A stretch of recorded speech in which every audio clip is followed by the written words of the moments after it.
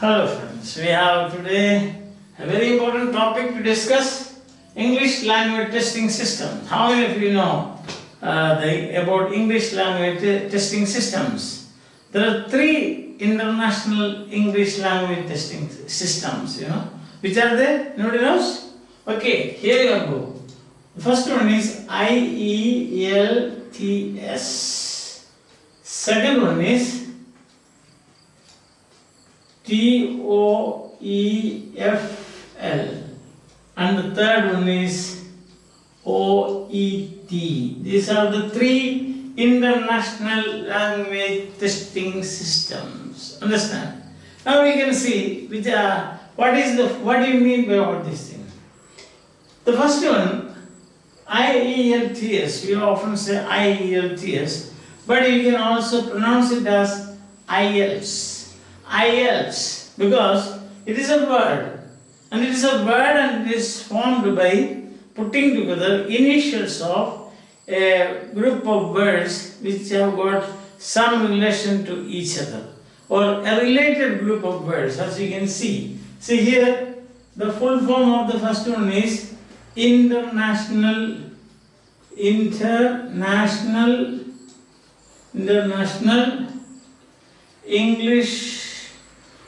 English language testing systems. That is the full form. International English language testing system.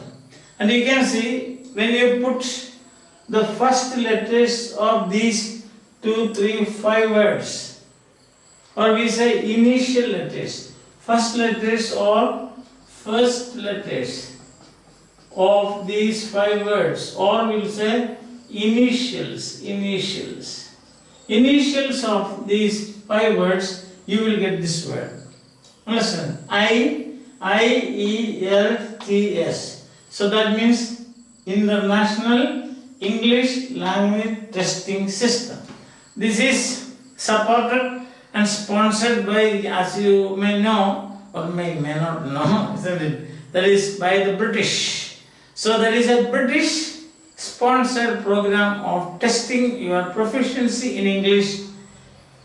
If you want to go to countries where English is spoken, English is mother tongue, or in any work or study or live in an English speaking environment. I hope you understand that, isn't it? If you want to study, if you want to go abroad, if you have got a dream to do some research, or if you want to migrate, if you want to do some skilled job, if you want to do anything where in a country where English is spoken, or English is the main language, or English is speaking environment, you have to pass this test. That is International English Language Testing System. And the second one is, as you can see, Toefl. It is pronounced Toefl, and that is also and these words, the words that you formed from initials of a group of words, related group of words, you call them acronyms. Acronym. ACRONYM. Acro is a Greek word meaning extremity. So you can see this is an extremity. It's the end, no? So that is what I think is that's a beginning of all initials, extremity. Acronym. You have got many acronyms in English language, as you can see. These acronym, for example, you have got the DOB. You are coming across DOB, isn't it? Or we said DOB. What is DOB? DOB means date of birth. So instead of saying what is your date of birth, you can ask your friend what is your DOB, isn't it? Another simple acronym you can see ROB. What does ROB means? That is railway overbridge. So I have to cross a railway overbridge. That is an acronym. So you put initials of few words together. These words are related, and then you make a new word. That is an acronym, and you can pronounce it. You need not always say Ielts. I am going to take Ielts. You need not say. You can just say that I going to appear for Ielts. I am going to get a score. I expect a score of say 8.5 or 9 or 7 or 6.5.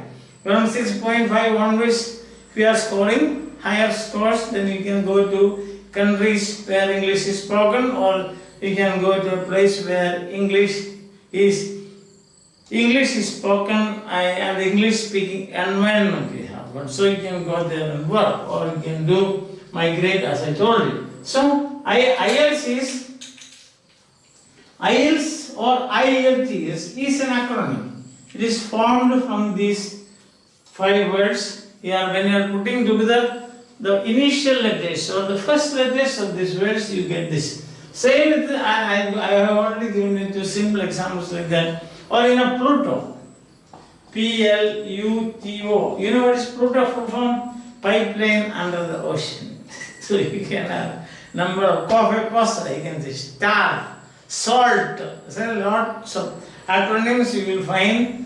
So one point to remember about that is acronyms are always written in capital. All letters are written in capitals. Why? Because they stand for, each letter stands for a word. That's why. So I hope you understand what is meant by acronym. Once again, acronym is a word, a new word actually formed by putting together or writing together initials of a group of related words. As you can see here, simple words like Rob and Dob, and you have also got Pluto. There is another very notorious one, WITCH. You know what is witch? Which means Women's International Terrorist Conspiracy from Hell. That is the full form of that. Women's International Terrorist Conspiracy from Hell. Or you can do another one, I don't know whether you come across, SCUM, means Society for Cutting Up Men. These are, this women liberations, women lib groups, they formed this kind of acronyms to threaten men. See, that is, I don't know whether these groups exist or not, I have no idea about that. But this is how it is expanded. Society for Cutting Up Men, Pluto, Pipeline under the Ocean, DOB, Date of Birth, ROB, that is Rob, Dob, Witch, Scum, Pluto. These are all examples for acronyms. So also IELTS, you do not say IELTS, you can say IELTS. Okay, coming back to the second one, Toefl. See, Toefl is, full form is Test of English as a foreign language. That is the full form. Foreign language. Test of English as a foreign language. Toefl is it. You don't say TOEFL. I am going to appear for TOEFL. But you say Test of English. That is, you can say Toefl. I am going to appear. Toefl is supported and then it is sponsored and it is popularized by the Americans.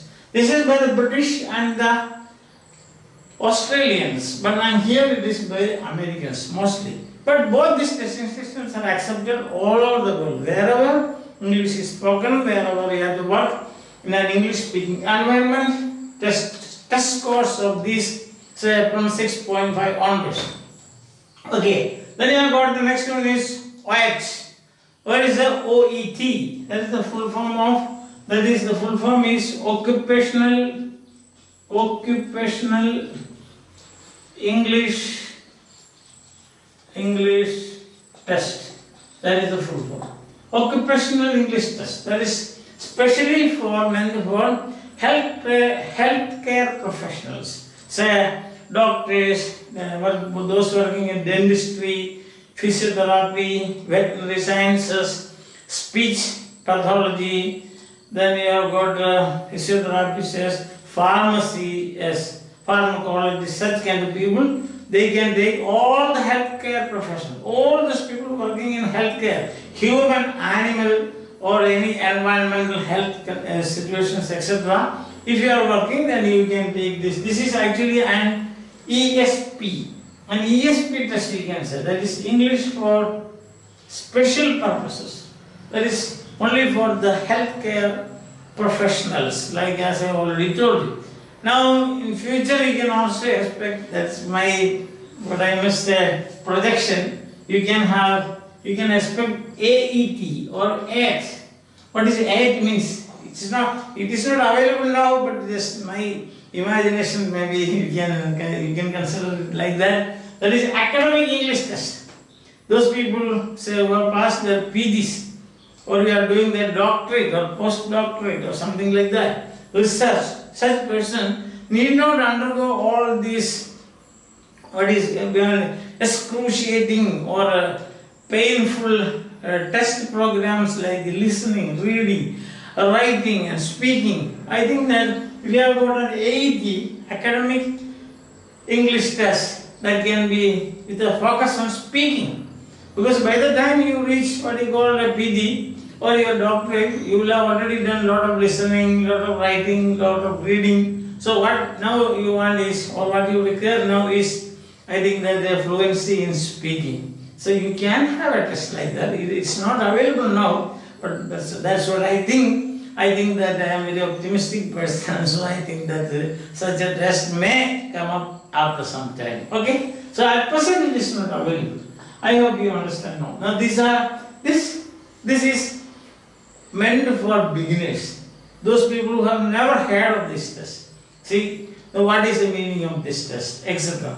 Who is sponsoring this? I just want to give you a very, what I must say, preliminary introduction about this international English language testing system. So I just wanted to tell you what is it. If somebody says Ielts, I am going for Ielts coaching. What is Ielts coaching? So if you know this, then you know it is international. I am going for Toefl coaching. What is Toefl? Is it a toffee? Somebody say Mathew. It's not like that. It's Toefl, it's test of English. And also you can see this is British, this is American, this is especially for English for special purposes. That is for what you must call your, what they say, healthcare professionals. Understand that? If you are a healthcare professional, you need not undergo all this, what you must general tests, but you can just have your focus on your occupation. See, the vocabulary, the reading program, the writing program, and also the speaking program, etc., will be confined to that area of your work. So it becomes easy for healthcare professionals to get a pass or a score 6.5, 7, 7.5, 8, 8.5, 9. That's the end of it, I think. Yes. So here you are. So okay, is that clear to you? I hope I have made it very clear now. What is IELTS can be pronounced as Ielts. Then it becomes an acronym. What is Test of English as a Foreign Language? You can make an acronym from this Toefl. So that is also an international language testing program by the Americans. They prefer this. And then also especially about the American English. So your proficiency in American English. There is a slight difference between British English and American English, I suppose you know that. So it's the SLAB, and then we have got to occupational English, and we hope that someday there will be an AET also. So till I hope it is clear. If you have got any doubt, please contact Professor Thomas Mathew at gmail.com.